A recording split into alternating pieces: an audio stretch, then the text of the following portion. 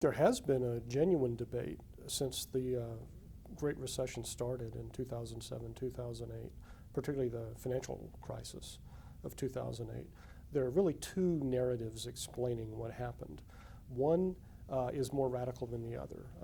The more radical narrative says that this was the culmination of imbalances, not just within the United States between capital and labor, but within the world economy, between countries running perpetual export surpluses like China and countries like the United States and also Britain and Spain running perpetual trade deficits that had to be financed by debt.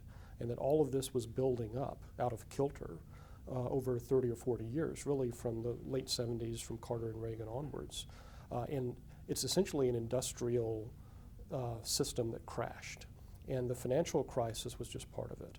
And we now need to rebuild a modern world economy on different foundations rather than simply going back to the old one. That's the radical interpretation in the sense of not of being left-wing or right-wing, but of going to the root, the original etymology of radical.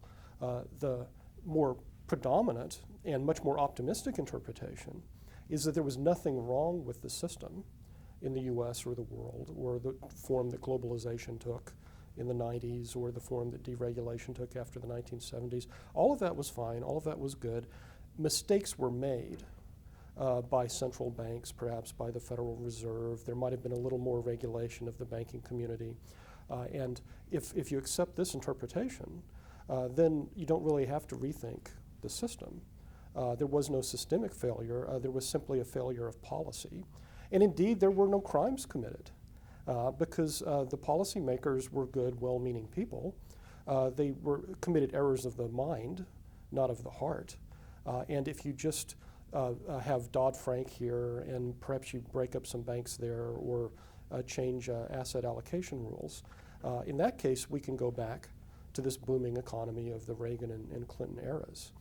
And ironically, most of the mainstream left and the mainstream right have agreed with this second, more optimistic opinion.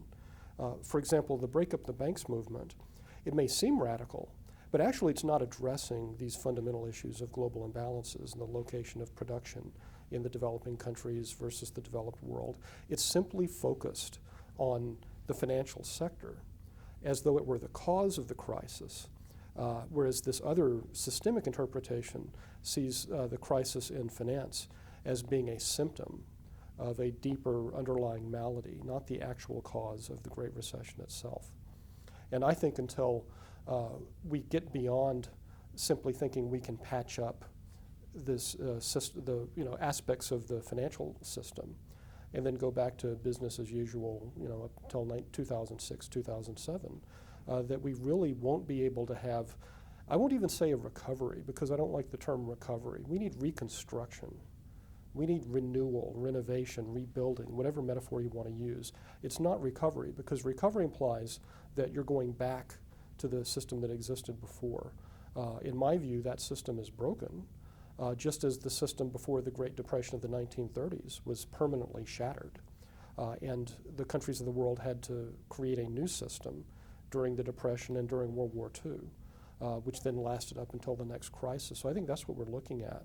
But that is not where the conversation has been.